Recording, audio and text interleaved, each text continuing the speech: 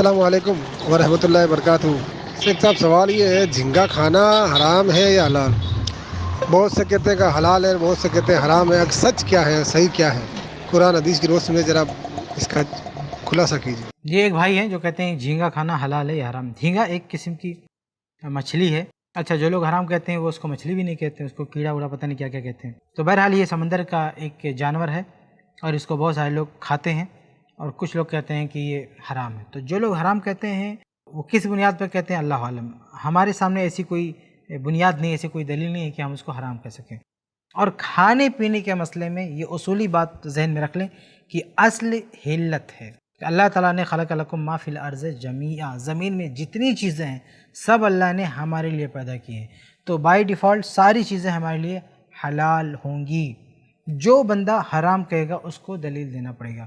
تو جو بھی چیز ہے، یہ جھینگا جو آپ پوچھ رہے ہیں، تو یہ اس کے حرام ہونے کی کوئی دلیل ہمارے سامنے نہیں ہے، اور جب حرام ہونے کی کوئی دلیل ہمارے سامنے نہیں تو یہی اس بات کی دلیل ہے کہ اس کا کھانا حلال ہے، جائز ہے۔ جو لوگ کہتے ہیں حرام ہے وہ قرآن کی کوئی آیت بتائیں، اللہ کے نبی صلی اللہ علیہ وسلم کی کوئی حدیث بتائیں اس کی حرمت پر، تو ٹھیک ہے، اگر وہ بتاتے ہیں تو اچھی بات ہے، ان کی بات ماننی چاہیے۔ لیکن اگر وہ ایسی کوئی دلیل نہیں دے پا رہے ہیں تو پھر اس کو حرام آپ نہیں کہہ سکتے ہیں، یہ جائز ہوگا۔ ہماری نظر میں اس کے حرام ہونے کی کوئی دلیل نہیں ہے، اس لیے ہم کہتے ہیں کہ یہ حلال ہے، اسے کھا سکتے ہیں، کوئی حرج کی بات نہیں۔ جو حرام کہتا ہے اس سے جا کے دلیل مانگیں۔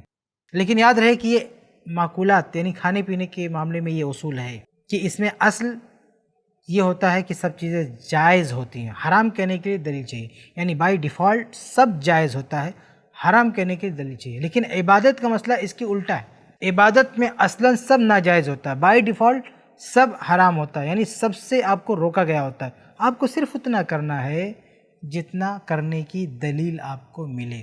تو دینی مسائل میں، عبادت میں آپ اتنا ہی کریں گے جتنا قرآن و حدیث سے ثبوت ملے۔ جہاں ثبوت نہیں ملے گا وہ عبادت آپ نہیں کر سکتے۔ لیکن عبادت کے علاوہ معاملات میں، کھانے پینے کے معاملے میں اصلاً ساری چیزیں جائز ہیں، حلال ہیں۔ حرام کہنے کے لیے آپ کو دلیل دینا پڑے گا۔ اور یہ جو اصول ہے، عبادت کا مسئلہ الگ ہے، دین کا مسئلہ الگ ہے، اور کھانے پینے کا دنیاوی معاملہ الگ ہے، اس کی دلیل بھی موجود ہے۔ یہ اپنی طرف سے اصول نہیں بنایا گیا ہے، بلکہ اس کی دلیل ہے ایک بہت ہی واضح دلیل، مسند احمد وغیرہ کی حدیث ہے۔ اللہ کے نبی صلی اللہ علیہ وسلم فرماتے ہیں اذا کان شیئا من امر دنیاکم فشانکم، کہ جب تمہارے دنیا کا کوئی معاملہ ہو، یعنی کھانے پینے، پہننے اوڑھنے پہننے کا کوئی مسئلہ ہو، تو فشانکم، جیسا چاہو کرو۔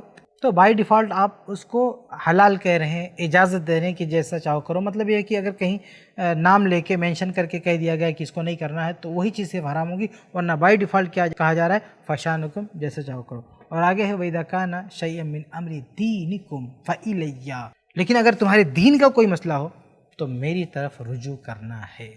تو یہ حدیث ہم کو یہ اصول دے رہی ہے کہ دینی معاملات میں ہم پابند ہیں کہ اللہ اس کے رسول سے کوئی ثبوت ملے، اور دنیاوی معاملات میں، کھانے پینے کے مسئلے میں ہم حرام کہیں گے تب ہم پابند ہیں دلیل دیں۔ اگر ہم دلیل نہیں دے پاتے تو وہ چیزیں خود بخود ہمارے لیے حلال ہوگی۔ تو جھینگا جو آپ کہہ رہے ہیں، اس کے حرام ہونے کی چونکہ کوئی دلیل سامنے نہیں ہے، اس لیے خود بخود یہ حلال ہے۔